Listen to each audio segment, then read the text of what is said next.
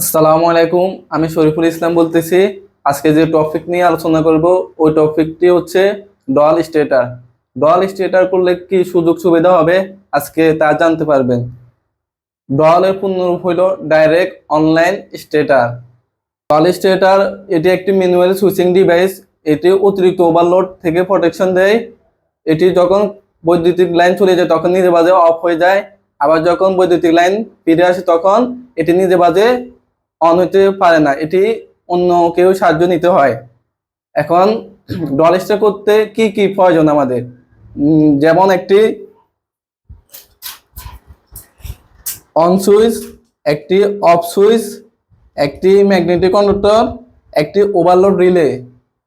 এখন doll state আমরা বোর্ডে দেখাবো কিভাবে ডল স্টেট করা হয়।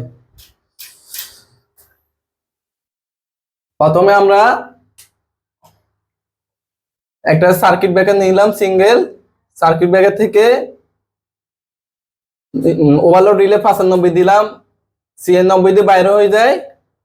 অফ সুইচের এক প্রান্ত, অফ সুইচের অপর প্রান্ত থেকে অন সুইচ থেকে A1 কয়েল টার্মিনাল।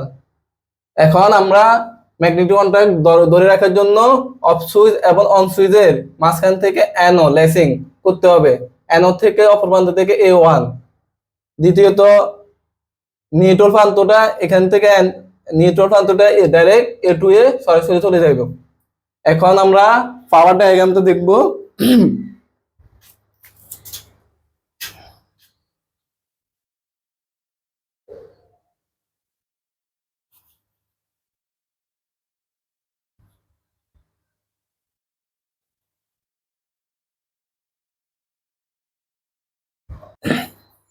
এখন আমি পাওয়ার কানেকশন দেখব। প্রথমে সিঙ্গেল সার্কিট ব্রেকার নিলাম, এখান থেকে লাইন 1 এ ফেজ নিউট্রাল দিলাম, লাইন 2 এ এখান থেকে T1 T2 থেকে বাইরে হয়ে যায় মোটরে। পাওয়ার কানেকশন। এখন আমরা বোর্ডে কানেকশন দেখব।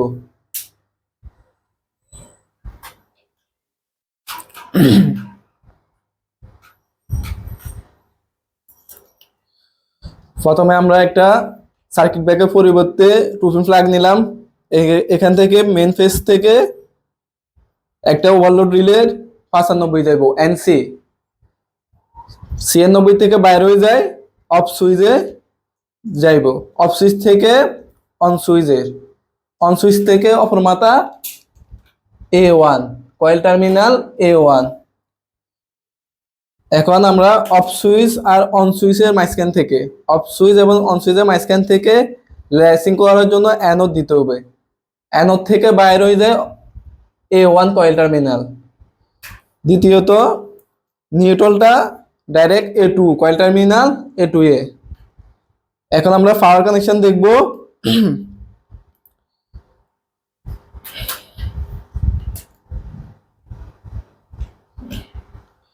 এখান থেকে আমরা ফেজ নিলাম লাইন 1 এ, লাইন 1 এ ফেজ, এখন নিউট্রাল, লাইন 2 এ নিউট্রাল নিলাম। এখান থেকে বাইরে হয়ে আসে ওভারলোড রিলে দিই, বাইরে হয়ে আসে T1 T2 দিয়ে আমাদের মোটরটা বা বাল্বটা। এখন আমরা চালিয়ে দেখাবো।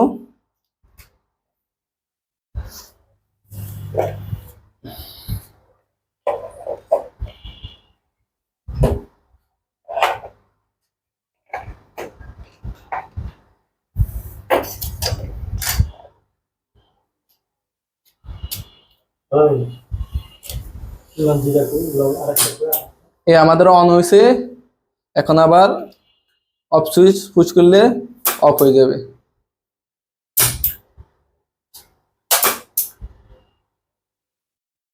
আসসালামু আলাইকুম, আমি মনিরুজ্জামান। আমি শরীফ ভাইয়ের সাথে যোগ হলাম। শরীফ ভাই আজকে যে কাজটা করছে এটা হচ্ছে ডল স্টার্টার। তো আসলে ডল স্টার্টার বলতে আমরা কি বুঝি? Direct online starter. তো বিষয়টা হচ্ছে যে শরীফ ভাই এতক্ষণ সুন্দর করে বুঝালো। সর্বপ্রথম হচ্ছে সে কন্ট্রোলিং কানেকশন করেছে, এবং এখন আমরা দেখতেছি পাওয়ার কানেকশন করছে। তো কন্ট্রোলিং এবং পাওয়ার কানেকশন করার পর সে কিন্তু প্র্যাকটিক্যালি বোর্ডে বুঝাই দিছে আপনাদেরকে, বা যারা ব্যবহার করি এটা হচ্ছে আমরা আমাদের নিজেদের বাড়িতে আগে বা গ্রামে আমরা যেভাবে মোটরটা চালাই, মোটরটা আমরা কিভাবে চালাই, একবার সুইচটা অফ করি, অন করি, সুইচ চলতে থাকে, মোটরটা ভরে গেলে পানি পড়লে তাহলে আমরা বুঝতে পারি যে পানি পড়ছে। অথবা আমরা মোটরটা অন করে যদি কোথাও চলে যাই, মোটরটা অন করে যদি কোথাও চলে যাই বা কারেন্ট চলে গেছে, আমরা বের হয়ে গেলাম বাসা থেকে, কিন্তু এসে দেখলাম মোটর চলতেছে, পানিও পড়ে যাচ্ছে, পানি পড়ে অপচয় হচ্ছে, কারেন্টের বিদ্যুৎ বিল অপচয় হচ্ছে। সেক্ষেত্রে এইটা আপনাকে কি কি সুবিধা দিচ্ছে, আপনি যদি মনের ভুলে বা মনে না থাকার কারণে যদি আপনি বাসা থেকে বের হয়ে যান, তখন দেখবেন যে কারেন্ট চলে গেছে, আবার মোটরটা অফ করতে মনে নেই, কিন্তু কি হচ্ছে, কারেন্টটা যখন আসবে তখন হচ্ছে কি, কারেন্টটা আসার সাথে সাথে কিন্তু আমার মোটরটা আর চলবে না, যেহেতু কারেন্টটা চলে গিয়েছিল। এগুলো মোটরটা চলবে না যতক্ষণ না পর্যন্ত আমি নিজে নিজে মোটরটা স্টার্ট না করব। তারপরে দ্বিতীয়ত হচ্ছে আমার বিদ্যুৎটা সেভ হচ্ছে, আমার বিদ্যুৎও পড়তেছে না, আমার পানিটাও সেভ হচ্ছে। আর এর সাথে হচ্ছে আমার মোটরটাও সেফটি হচ্ছে। কারণ আমরা জানি যখন কারেন্টটা হুট করে চলে আসে, তখন কারেন্টের একটা বাড়ি মারে বা ওভার ভোল্টেজ হতে পারে। সেই ক্ষেত্রে হচ্ছে আমার এই মোটরটা পুড়ে যাওয়ার সম্ভাবনা থাকে।